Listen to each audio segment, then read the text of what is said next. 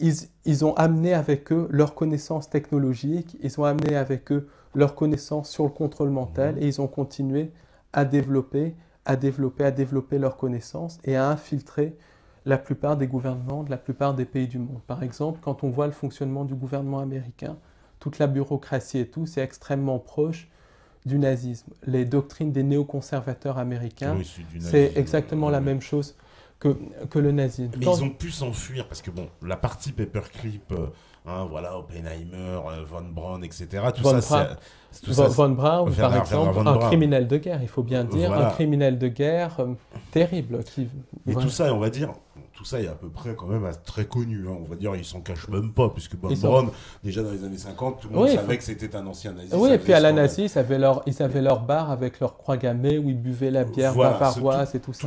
tout ça est très connu.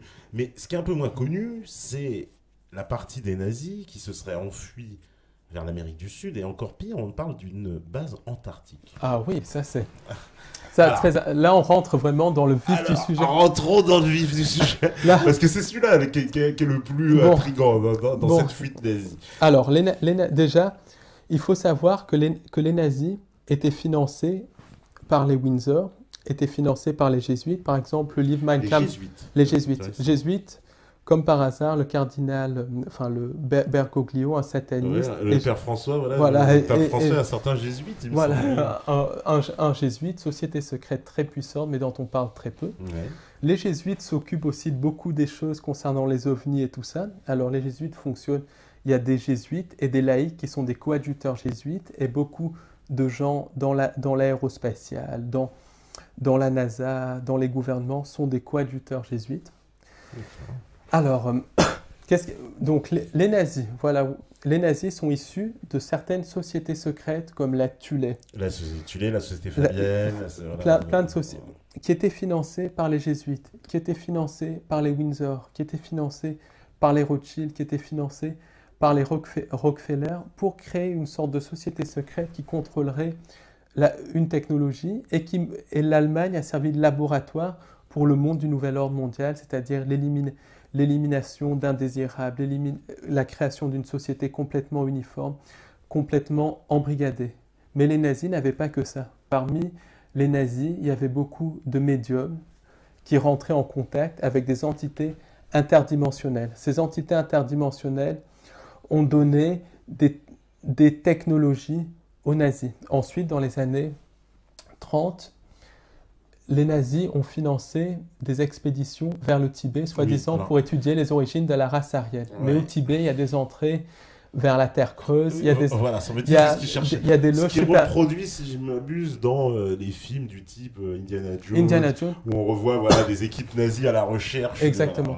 Alors, par exemple, Heinrich Harrer, dans le film 7 ans au Tibet, c'était pas du tout la victime, c'était une belle saloperie, bien pro-nazi et tout, et c'était le contrôleur mental du Dalai Lama. Dalai Lama, qui est un agent de la CIA. Qui est un agent de la CIA. Soit dit en passant, et qui est une saloperie également. Oui, aussi. Voilà, très peu connue. Mais très peu connue, qui est aussi horrible, si ce n'est pire, que les Chinois. Voilà, que les dirigeants chinois, pas le peuple chinois, bien évidemment. Et donc tous ces nazis sont partis au Tibet, ils sont rentrés en contact avec des loges bouddhiques noires, avec les super Illuminati, avec les habitants de la Terre creuse, et ils sont revenus avec des technologies d'antigravitation, des technologies de contrôle mental, des technologies de voyage dans le temps. Des recherches ont été menées dans le nord de l'Allemagne pendant la guerre et en Pologne sur un appareil qui s'appelait Die Glock, la cloche. C'était un appareil pour voyager dans le temps, pour voyager essentiellement dans l'espace, un appareil à antigravitation. Il y a eu un chercheur polonais, Wachkowski, j'ai une très mauvaise mémoire des noms, qui a publié un livre sur cela, très scientifique, où il détaille toutes ses recherches. Un universitaire américain, Joseph Farrell, qui a publié tout un livre sur l'internationale nazie. Essentiellement, cette technologie a été emportée par les nazis avec le projet Paperclip en Amérique du Sud, en Amérique du Nord. Les technologies de contrôle mental ont été transportées en Amérique du Sud, en Amérique du Nord. Après, il y a d'autres... Technologies anti-gravitation aussi. Aussi, à tel point que c'est l'internationale nazie qui tient la plupart des technologies du nouvel ordre mondial. C'est cette internationale nazie qui tient la plupart des technologies et qui tient les complexes militaro-industriels américains, européens et de beaucoup de pays du monde. Donc il y a une autre branche des nazis qui sont partis en Antarctique et qui, eux, sont devenus semi-autonomes par rapport aux Illuminati. Ils ont créé des bases en Antarctique. Mais ils ont pu faire ça parce que comment ils ont pu créer des bases en Antarctique? Eh ben, il faut savoir qu'en Antarctique, il y a des entrées vers la Terre creuse. Et ils se sont installés dans une cité qui s'appelle la cité Arc-en-Ciel, le Nouveau Berlin, où ils ont continué le nazisme, où ils ont continué à développer des soucoupes volantes, des appareils à antigravitation, et où ils sont probablement rentrés en contact avec d'autres espèces extraterrestres. Alors, il y a des chercheurs américains comme Stuart Ferdlow et Joseph Farrell. Joseph Farrell, c'est plus sur ce qui s'est passé aux États-Unis, mais Stuart Ferdlow démontre que ces nazis existent, qui sont dans une sorte de guerre larvée avec les Illuminati pour le contrôle de la ressource humaine. Et il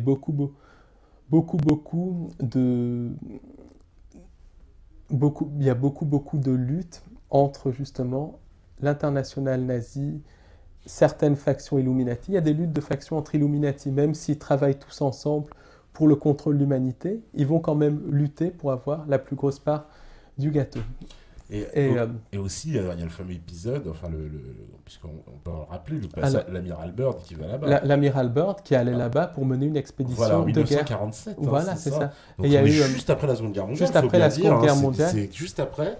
Il part là-bas avec des bateaux, des hommes, je crois, ils sont 8000, c'est ça, 8000 hommes 8000 hommes. Il y a je sais pas combien de bateaux, c'est une armada, une vraie armada. À tel point d'ailleurs que je sais que les observateurs de l'époque, la presse en particulier, s'inquiètent et disent mais les États-Unis, à le titre, en fait, les États-Unis vont envahir l'Antarctique. Parce qu'ils pensent qu'on va poser des militaires là-bas et puis qu'il n'y aura plus aucune nation qui pourra s'installer. En fait, c'était une guerre de factions, une lutte de factions entre cette branche de l'internationale nazie et les Illuminati pour le contrôle de l'Antarctique globalement. Alors, pour la petite anecdote, les nazis ont mis au point des armes à énergie dirigée basées sur l'effet Hutchinson.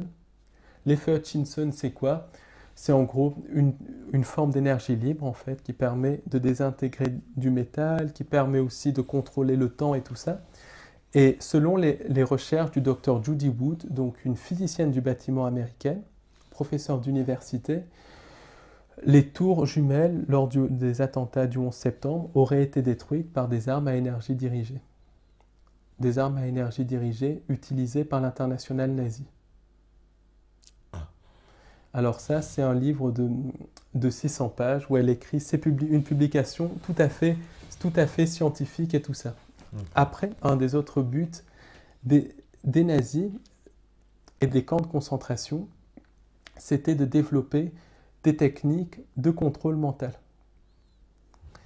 Et les techniques de contrôle mental ont été perfectionnées par les nazis dans les camps de concentration. Le docteur Mengele, à la fin de la guerre, est parti avec le projet Paperclip. Il a fait des allers-retours entre le Brésil et les États-Unis. C'était un des contrôleurs mentaux. Il a Meta TV maintenant. C'est un des... Je crois qu'il est mort en 89. Ah non, il est sur le chat. Non, parce qu'on a un doc aussi. Maintenant, il élimine que les trolls. Hein. Alors justement, ce que je voulais dire sur le docteur, sur le contrôle mental, parce que là, on arrive dans le vif du sujet. On va arriver au contrôle mental. Il y a le contrôle mental naturel, donc qui est dû à la matrice, à la programmation, famille, éducation, dont on a parlé. En plus, la matrice, c'est un système qui crée des égrégores. Des égrégores, c'est des formes pensées qui vont influencer les personnes. Il y a des égrégores qui sont créés en fonction du milieu social, en fonction du travail qu'on fait, en fonction de la croyance religieuse, en fonction de plein de choses, l'appartenance politique, en fonction même des origines. Il y a un égrégore pour chaque pays et tout ça, et ça va mettre les gens sous contrôle mental. Ça explique par exemple que quand on va à la Poste dans le 15e ou dans le 6e arrondissement de Paris ou dans une petite ville de province, il y a toujours cette attitude. Dans la Poste, quand on va chez un médecin, il y a toujours cette attitude médecin. Il y a une espèce de... Tu vois ce que je veux dire? Une espèce d'égrégore. Dans un pays, il y a un égrégore. En France, on ressent une vibration qui n'est pas la même qu'en Allemagne, Oui, tout à qui fait. n'est pas la Oui. même qu'en Oui. Belgique. Et ça, quand on passe une frontière, on le ressent tout de suite. Il y a un changement. Et c'est très bizarre. Ça, c'est l'égrégore. L'égrégore va aussi mettre les gens sous contrôle mental. Par exemple, il y a des gens qui rentrent en politique pour faire le bien, parce qu'ils veulent vraiment faire changer la société, faire changer les choses. Ils ne restent pas longtemps en général. Eh ben, il y en a beaucoup qui sont assassinés, comme le président Kennedy, par exemple. Ou encore que lui était très connecté aux Illuminati. Oui, parce que sa famille, voilà, sa famille était une famille Illuminati. Voilà. Il faut savoir qu'il utilisait aussi des esclaves sexuels. Il n'était pas tout blanc et tout, mais il commençait à comprendre qu'il était manipulé, que les Illuminati le manipulaient, qui voulaient détruire l'Amérique. Il a essayé de lutter contre eux, donc il a été assassiné rituellement lors de l'attentat de Dallas du 22 novembre 1963. Mais ce qui se passe, toi ou moi, on rentre en politique, on n'a pas de connaissance de l'ésotérisme, on y rentre, on veut faire le bien, on veut faire bouger le pays, très bien, on rentre. Après, il y a les loges maçonniques, les loges jésuites, l'internationale nazie qui essaye de prendre les gens pour les formater, pour les faire rentrer dans les rituels, dans les saloperies comme ça. Il y a des gens qui refusent, mais ils finissent par être pris par la politique. Ils commencent à perdre leur âme littéralement. Et c'est ce qui se passe. Pourquoi? Parce qu'ils sont pris par l'égrégore de la politique. L'égrégore de la politique, c'est la domination de l'autre, c'est l'écrasement de l'autre, c'est être vénéré par les autres. En plus, les politiciens se réunissent dans des bâtiments magiques qui émettent une certaine onde de forme, comme l'Assemblée nationale, comme la Maison Blanche, comme le Capitole, comme le Palais de Westminster en Angleterre, comme la Douma en Russie. Et ces bâtiments magiques vont favoriser la création d'égrégores. Donc les gens vont se brancher sur l'égrégore de la politique, sur l'égrégore de la matrice, sur la conscience collective de la matrice, et ils vont perdre de plus en plus leur connexion divine. Pourquoi? Parce que la matrice et les égrégores, ce n'est pas un système d'évolution, mais des systèmes de dévolution qui détruisent l'âme et détruisent qui détruisent l'âme et qui détruisent la connexion divine. Donc ça, c'est un système de contrôle mental naturel de la matrice. Ensuite, il y a le contrôle mental artificiel. Le contrôle mental artificiel est lié essentiellement au subconscient. Le subconscient qui peut se programmer comme un ordinateur. Comment le subconscient se programme? Par le traumatisme. Pourquoi? Parce que quand une personne est traumatisée, elle va avoir une période d'amnésie au moment du traumatisme. Et cette période d'amnésie, cette alter va pouvoir être programmée par des drogues, par des techniques d'hypnose, par certaines armes à énergie dirigée, par l'utilisation de certains rituels de magie noire pour fixer une entité. Et cette partie, ça va devenir une personnalité. Donc le contrôle mental, c'est traumatiser la personne pour fragmenter sa personnalité. Et c'est pour ça qu'il y a un lien très fort entre réseau satanique et contrôle mental. Alors pour comprendre le contrôle mental, la chose c'est de comprendre, déjà le réseau satanique. Le réseau satanique c'est quoi? C'est les gens qui pratiquent la religion babylonienne. Parce qu'il faut savoir que la plupart des élites de la plupart des pays du monde pratiquent la religion babylonienne. La religion babylonienne, c'est le sacrifice humain, c'est le cannibalisme, c'est une religion abjecte qui est basée sur la mort. Et les sacrifices humains par les grands de ce monde et aussi par les petites gens font plusieurs milliers de victimes chaque année en France. C'est ce qu'il faut bien comprendre, qu'il y a un génocide qui a lieu sous nos yeux. Oui. Il y a une seule journaliste qui a eu le courage d'en parler et je lui tire mon coup de chapeau, c'est Élise Lucet dans son émission Viol d'enfants, la fin du silence. Il y a un député courageux qui ose en parler, un ancien député maintenant, c'est Laurent Louis, le député belge. Bien sûr, oui. Chapeau Laurent Louis, chapeau à ces gens, parce que même des gens dans la recherche, ils parlent des complots économiques, mais ils ne parlent pas de ces réseaux sataniques, du génocide qui a lieu sous nos yeux. Plusieurs milliers de personnes en France chaque année sacrifiées par les réseaux sataniques. Il y a une assistante sociale anglaise, Diane Corr, qui dans les années 90 disait que ces réseaux tuaient 4 à 10 000 personnes chaque année, rien qu'en Angleterre. Rien qu'en Angleterre. Donc c'est pareil en France, des survivants de ces réseaux sataniques parlent de 50 000 morts aux États-Unis. Donc ça fait presque plusieurs centaines de milliers de personnes chaque année qui sont tuées dans les réseaux sataniques. Personne ne dit rien. Qui est impliqué là-dedans?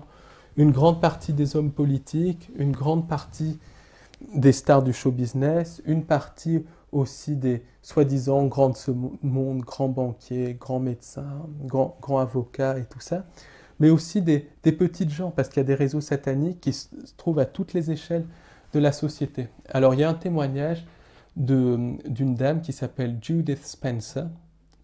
Judith Spencer qui a écrit un livre qui s'appelle Satan's High Priest, qui parle de ces réseaux sataniques dans des communautés rurales américaines très, très pauvres et tout ça. Et basiquement, il y a une omerta totale déjà.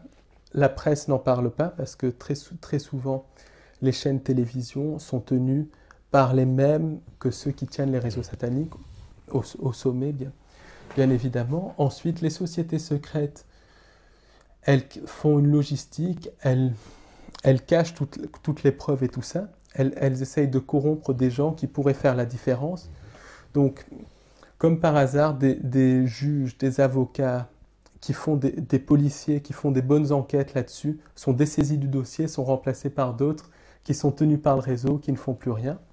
Parfois, certains policiers sont retrouvés morts, comme le gendarme Jean Bert dans l'affaire des disparus de Lyon. Il y a une affaire à Jersey qui implique Jimmy Savile, qui implique des membres de la famille royale d'Angleterre, où des enfants étaient abusés dans comment on appelle ça, un foyer de Haut-la-Garenne à Jersey. Il y a un policier très compétent qui était sur l'enquête, qui avait découvert des ossements humains. Il a été remplacé par un autre policier qui disait que les ossements humains, c'était des morceaux de noix de coco. Donc, des morceaux de noix de coco. Qu'il avait confondu des morceaux de noix de coco avec des crânes humains. Je crois qu'on est dans le délire le plus total.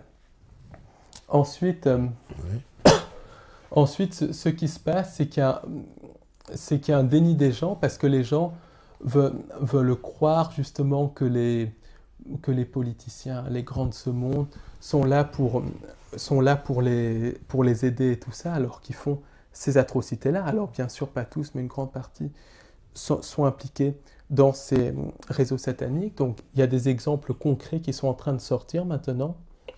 L'affaire Jimmy Savile, ça fait la une des journaux en Angleterre.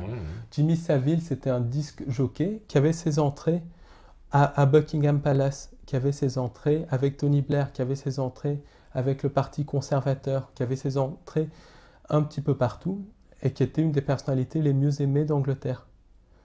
À sa mort, il s'est avéré que c'était un sataniste, qu'il était probablement impliqué dans plusieurs meurtres en série, une affaire de meurtre en série dans le Yorkshire, qu'il était impliqué dans des réseaux sataniques, que c'était un nécrophile, un pédophile, un assassin. Pourtant, il avait ses entrées dans la famille royale et tout ça. Pourquoi? Parce qu'il procurait des enfants à ces gens. Il procurait des enfants pour les réseaux. Via un réseau caritatif. Via son réseau, exactement. Il allait dans les orphelinats en plus, voilà, etc. C'est comme ça qu'il a... Et c'était un grand ami de la famille royale. Maintenant, il y a l'affaire du prince Andrew. Donc, il y a quand même des journalistes courageux. L'affaire du prince Andrew qui utilisaient des esclaves sexuels. C'est sorti dans les journaux. L'affaire Epstein. Le prince Andrew, en gros, était très ami avec un pédophile qui s'appelait Epstein. Epstein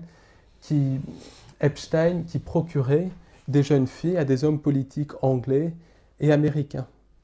Alors, personne connaissait Epstein, simplement Epstein avait les contacts de membres de la famille royale, il était très proche ouvertement du prince Andrew d'ailleurs. Bill Clinton disait ne pas le connaître, mais Epstein était extrêmement proche de Bill Clinton et tout ça. Ça, c'est dans la presse officielle, hein. Ça, c'est pas du conspirationnisme, c'est la presse officielle. L'affaire du trou en Belgique, c'est une autre affaire qui implique la famille royale belgique, qui implique des hommes politiques, des membres de l'OTAN, des membres du groupe Bilderberg. En France, il y a aussi plusieurs affaires, dont l'affaire Allègre, par exemple, l'affaire d'Outreau aussi, où il y avait une autre affaire derrière. Oui, bien sûr, derrière ça. l'affaire Autran, là. Il y a eu d'ailleurs des contre-enquêtes qui ont été faites qui montrent que c'était peut-être pas une erreur judiciaire. Non, certainement pas. Voilà, je peux te le confirmer. On a reçu tous les acteurs de cette affaire ici. C'est pas du tout, au contraire. L'erreur judiciaire n'est pas dans le sens où on croit, en fait. C'est ça. Et moi, je parlais avec un avocat qui disait que derrière l'affaire d'Outreau, il y avait un énorme réseau qui impliquait des politiciens français, belges et tout ça. Bah, pas étonnant. Au Portugal, l'affaire de la Casa Pia qui impliquait la plupart des hommes politiques portugais dans les années 90, qui était un petit peu une affaire Jimmy Savile et tout ça. Donc c'est quelque chose d'absolument abominable. C'est un génocide qui a lieu. Donc j'invite vraiment les chercheurs de vérité à dénoncer ça parce que on peut plus laisser faire ça. On peut plus laisser tuer des innocents comme ça. On peut plus laisser faire un génocide qui a lieu sous notre nez. Personne ne dit rien. C'est censé ne pas exister alors que toutes les preuves sont là. Il y a des survivants qui parlent, des journalistes compétents qui ont fait des enquêtes. Il y a des policiers qui ont fait des enquêtes. Donc il faut vraiment que les gens se réveillent, que la communauté des soi-disant chercheurs de vérité se réveille et qu'ils aient les couilles un petit peu de regarder ça plutôt que s'intéresser toujours aux affaires de pognon et tout ça. Heureusement, ça commence à changer. Ça commence c'est le début. En tout cas, nous, on en parle beaucoup. Alors, on va faire la deuxième petite pause parce que la régie, elle est prête, magnifique. Donc, on fait une petite pause et puis on revient juste après. Je sais qu'il y en a qui en ont marre des pauses. Et bah, tant pis, il y a une pause quand même. À tout de suite. Des réactions positives, d'autres plus négatives. Voilà, il y en a, qui disent oui, quelle est sa formation, quelles sont ses références, d'où parle-t-il, quels sont ses hauts faits, ses travaux ont-ils été reconnus par des gens sérieux Mes références, c'est des recherches depuis l'âge de 13 ans, depuis 21 ans. J'ai une formation de journaliste scientifique et de biologiste. Et puis j'ai écrit un livre, Le plan secret du diable. Voilà. Et je me définis comme un chercheur de vérité, comme moi-même, Paul Ponceau, tout simplement. Voilà, et la réponse est donnée. Voilà, parce que... oui, est-ce que reconnu par des gens sérieux, il faudrait donner la définition de gens. C'est quoi les gens sérieux? Moi non plus, je m'interroge, c'est quoi les gens sérieux? Parce que on peut pas à la fois critiquer le système et dire c'est des menteurs, c'est des machins, puis en même temps demander à ce qu'il nous cautionne et demander à ce que ce soit lui qui nous donne l'absolution. Non mais c'est complètement ridicule, mais c'est à cause de ce genre de réaction que justement la recherche de vérité ne peut pas progresser, que l'humain ne peut pas se réveiller parce qu'il y a tellement de murs, tellement de barrières qui sont dues à la manipulation de la matrice. Parce que ce qui est sérieux pour la matrice n'est pas forcément sérieux pour nous, tout simplement. Ouais. Sérieux pour la matrice.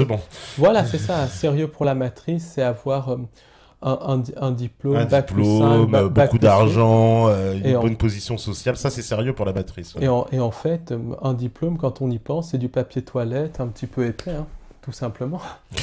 On peut l'utiliser pour un barbecue, pour n'importe quoi. Oui, et puis un diplôme un diplôme, dire. Voilà, rien du tout. Il y a beaucoup de gens qui ont des grands diplômes, des polytechniciens, des médecins, complètement creux. Voilà, on rencontre des fois, il y a des gens qui sont bardés de diplômes, extrêmement diplômés. Et il y a des gens aussi qui ont beaucoup de diplômes qui sont très très bien. Attention. Non, bien sûr, mais rien n'est logique, quoi. C'est-à-dire, c'est pas parce qu'on a des diplômes qu'on est forcément plus intelligent, on va dire même plus à même, plus cultivé, etc. Cela n'a rien à voir. Moi, j'estime que l'intelligence, c'est de savoir respecter son prochain, quelle que soit sa pensée, quelle que soit sa manière d'être, tout simplement. L'intelligence, c'est l'amour du prochain, le respect du prochain. Tout simplement. Et de savoir vivre avec son prochain. Alors, on va continuer sur le contrôle mental. Alors, j'en étais à ces réseaux sataniques, justement. Oui. Alors, après, on parle des réseaux de l'élite, mais beaucoup de ces réseaux sont aussi présents chez les petites gens, comme l'affaire d'Outreau, comme par exemple, à la fois chez les petites gens, chez les élites, les villages sataniques aussi, qu'on trouve aux USA. Il y a un témoignage dont j'ai parlé en première heure. Et puis, il y a aussi des gens... Il y a aussi des gens, il y a aussi des gens, par exemple, qui vendent leurs enfants à ces réseaux sataniques, comme Regina Louf qui a vendu, comme la mère de Regina Louf, la grand-mère de Regina Louf qui l'a vendu au réseau du Trou, la mère de Cathy O'Brien, le père de Cathy O'Brien qui l'a vendu aux politiciens américains, George Bush, Bill Clinton, Gerald Ford, chez qui elle a servi avec sa fille d'esclave sexuelle dont elle a été abusée rituellement et tout ça. Donc, les réseaux sataniques sont dans toutes les couches de la société, bien qu'ils soient en proportion beaucoup plus importante chez les gens de pouvoir. C'est ce qu'il faut bien souligner, c'est un phénomène que l'on retrouve partout. Alors, quel est le but de ces rituels sataniques? En premier lieu, les rituels sataniques vont provoquer une baisse de la vibration à l'endroit où ils ont lieu. Très souvent, ils ont lieu près de hauts lieux telluriques, dans des églises qui sont détournées pour ça. Et la baisse de la vibration va faire qu'une porte interdimensionnelle va s'ouvrir et que des entités des interunivers vont pouvoir rentrer dans le champ énergétique terrestre, dans la sphère terrestre, et vont activer certaines personnes qui ont les bons gènes, certaines personnes par possession. Ensuite, par la peur qui provoque, ces rituels vont nourrir les entités sans âme. Il ne faut pas oublier que les entités sans âme se nourrissent de peur, se nourrissent d'émotions de basse vibration. Ces rituels, elles se nourrissent aussi de sang par l'intermédiaire de vecteurs humains. Ces rituels servent aussi à compromettre les hommes politiques parce que beaucoup sont filmés. Donc ensuite, si l'homme politique sort du rang, la cassette, ou l'homme politique ou la personne puissante de la cassette est montrée, il y a tout un scandale et tout ça. Et ces rituels, par le traumatisme qu'ils provoquent, parce que c'est des choses absolument abominables, absolument horribles, absolument dégueulasses, vont mettre les gens sous contrôle mental. Alors le contrôle mental artificiel. Alors contrôle mental artificiel, il touche également toute la population mondiale. Il y a le contrôle mental léger, qui nous touche tous, parce que par l'intermédiaire de satellites, par l'intermédiaire de la télévision, je vais y revenir, on est tous plus ou moins programmés. Et il y a la programmation mentale, le contrôle mental total, qui touche à peu près 10% de la population mondiale, selon les recherches de Fritz Springmeier et de Stuart Sverdlow, les deux spécialistes du contrôle mental, et selon les recherches aussi d'un troisième psychologue américain, dont je n'ai plus le nom en tête, mais ça tourne entre 5 et 10% de la population mondiale. C'est Jay Parker, qui est un survivant des réseaux sataniques, qui donne également ce chiffre, 10% de la population mondiale. Et c'est un contrôle mental qui est essentiellement basé sur la fragmentation de la personnalité de la victime. La victime va être sous contrôle mental total. Et par le traumatisme qu'il provoque, les rituels sataniques vont être une des méthodes pour mettre les gens sous contrôle mental. Alors le contrôle mental, ça existe depuis l'époque babylonienne, l'époque égyptienne, les gens étaient fragmentés par des rituels, ça a été perfectionné par les assassins, une société secrète qui mettait les gens sous contrôle mental. Ouais. Ensuite, ça a été repris par les Templiers, ensuite ça a été repris par certaines loges maçonniques, par les jésuites, ça a été ensuite perfectionné au fil du temps, mais c'est les nazis qui ont perfectionné ces techniques de contrôle mental dans les camps de concentration. Ça a été un des buts des camps de concentration, c'était de perfectionner les techniques de contrôle mental. Ensuite, les techniques de contrôle mental ont été exportées un petit peu partout dans le monde, en Russie, Europe occidentale, États-Unis, en Chine, en Inde, un petit peu partout dans le monde. Et c'est ce qui explique qu'aujourd'hui, il y a à peu près 10% de la population mondiale qui est sous programmation mentale, sous contrôle mental total. Alors, comment sont programmées les personnalités? Déjà, il faut savoir que le subconscient d'une personne sous contrôle mental peut être divisé selon Stuart Sverdlow, un des survivants de l'expérience Montauk, en à peu près, expérience Montauk, une expérience de contrôle mental, qui pourrait faire l'objet d'une interview, parce qu'il y a tellement de choses à dire. Ça peut être divisé en 13 occupe personnalité. Ça fait à peu près 2000 personnalités. Donc une personne sous contrôle mental total peut avoir jusqu'à 2000 personnalités différentes.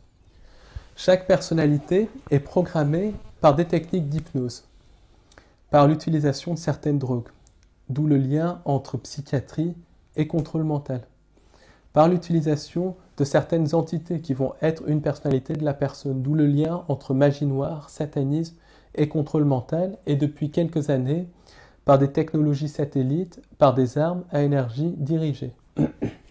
Donc c'est quelque chose d'extrêmement vaste, et il y a plusieurs types de programmes. Chez une personne sous contrôle mental, il y a plusieurs programmes de contrôle mental dans le système. Le système, c'est l'ensemble des alters ou personnalités d'une personne sous contrôle mental.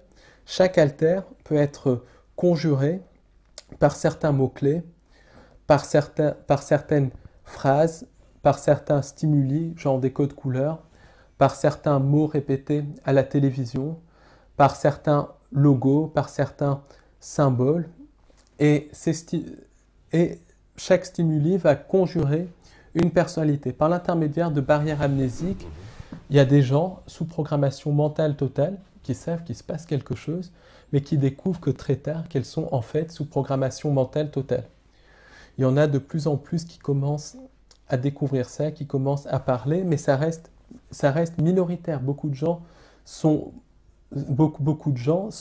tellement programmés qu'ils ne se rappellent même pas d'avoir été programmés. Ils savent juste qu'il y a quelque chose qui ne va pas dans leur vie. Il y en a quelques-uns, on a des exemples célèbres, on peut évoquer quelques exemples. Ah oui, il y a beaucoup. Il y avait, alors à l'époque, je me souviens, il y a eu le cas de Britney Spears, qui a parlé de contrôle mental, qui a dit oui, depuis que je suis tout petite, on veut me contrôler, on m'a mis une puce dans le cerveau. Puis, et très vite, elle a pétage de plomb. Elle a pétage de plomb, HP, pression, on lui a enlevé ses enfants, elle ne contrôle plus sa vie, hein, puisqu'on lui a enlevé même elle touche plus d'argent, c'est par intermédiaire de son père, etc. Elle est sous tutelle. Elle est sous tutelle, complètement. Et son père, qui est certainement un des contrôleurs mentaux. Après, il y a Cathy O'Brien, par exemple. Cathy O'Brien, qui a écrit un livre, L'Amérique en pleine transformation. Ouais.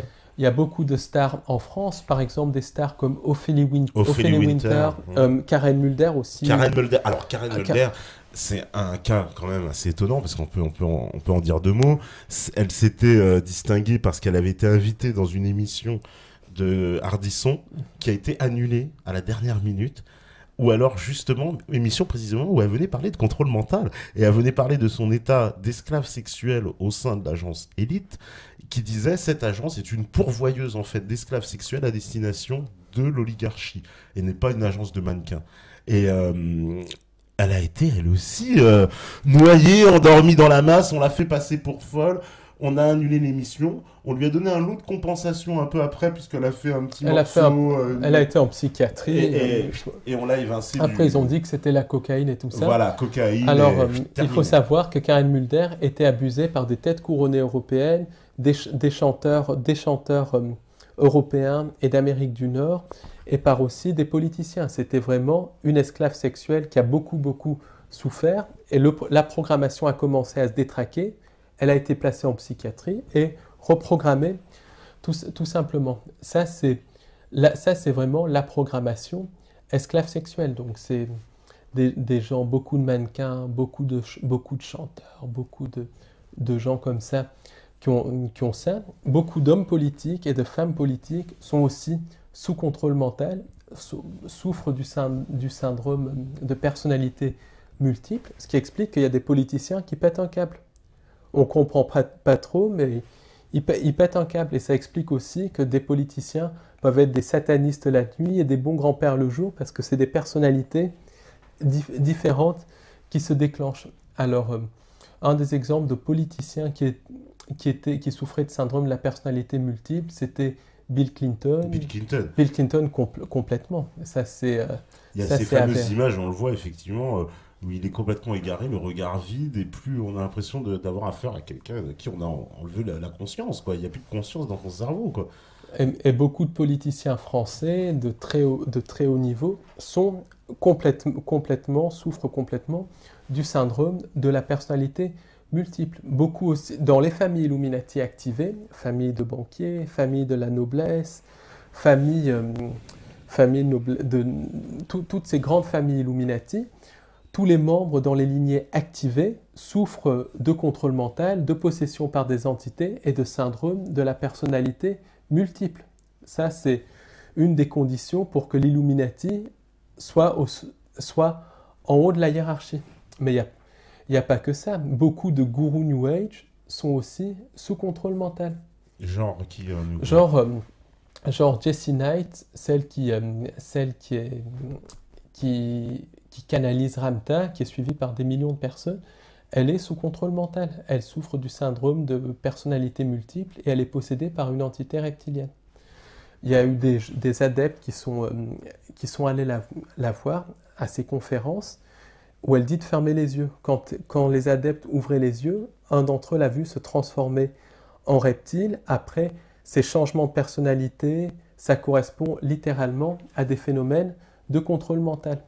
Beaucoup de channels aussi sont sous contrôle mental parce qu'il y a 80% du channeling, c'est de la propagande pour le nouvel ordre mondial. Ça vient d'entités sans âme et de programmes de contrôle mental, du projet ARP et tout ça qui peut littéralement télécharger des transmissions de channeling dans l'esprit d'un individu sous contrôle mental.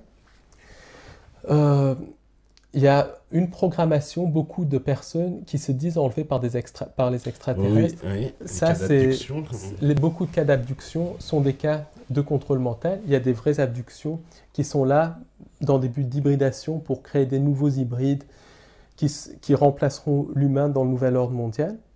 Mais il y a aussi des abductions qui sont purement des programmes de contrôle mental avec de la technologie humaine et de la technologie extraterrestre.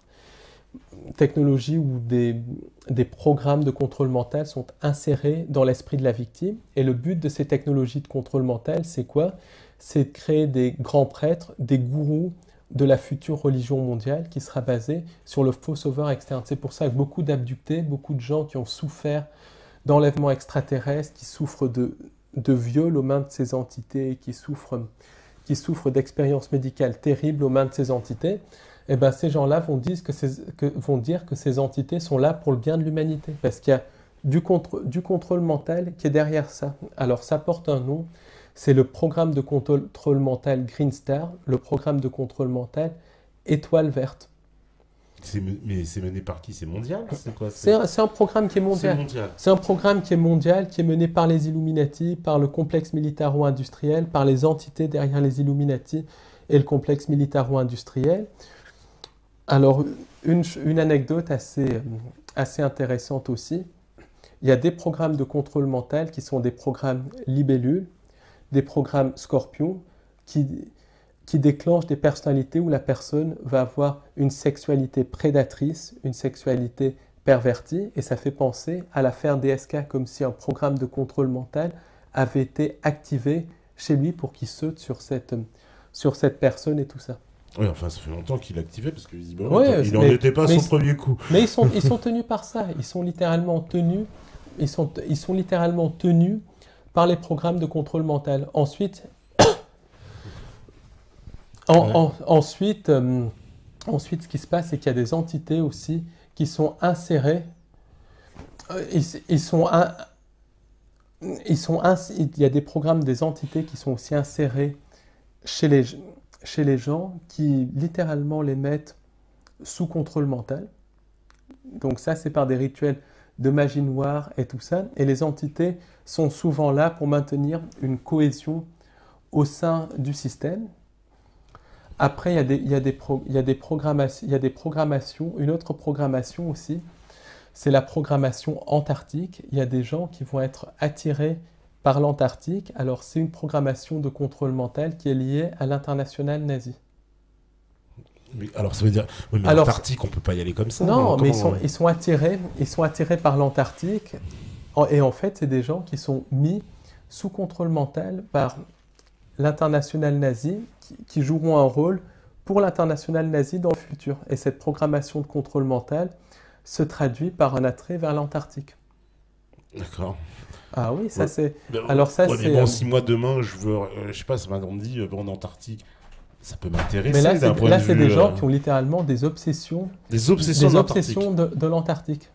Alors ça a été rapporté par Stuart Ferdlow. Stuart Ferdlow, un grand chercheur américain qui est spécialisé, un des seuls d'ailleurs qui spécialise dans l'étude du contrôle mental. Enfin, il y a beaucoup de programmes de contrôle mental. Et il y a une chose qu'il ne faut pas oublier aussi, c'est qu'il y a beaucoup de quidam, de gens tout à fait comme toi et comme moi, qui sont sous contrôle mental, qui ne le savent même pas.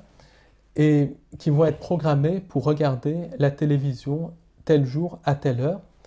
Ensuite, durant l'émission de télévision, le présentateur va dire quelque chose, il va y avoir un symbole qui va apparaître, un générique, et ça va activer une programmation de contrôle mental. Et cette programmation de contrôle mental va faire que la personne va aller faire une action qui va servir le nouvel ordre mondial d'une manière ou d'une autre. Donc cette action, c'est pas forcément être esclave sexuel, c'est pas forcément du tout tuer quelqu'un, c'est pas forcément du tout faire quelque chose de significatif, c'est juste aller chercher un message, aller donner un message, aller faire quelque chose qui sert le nouvel ordre mondial, qui sert l'avancement du nouvel ordre mondial.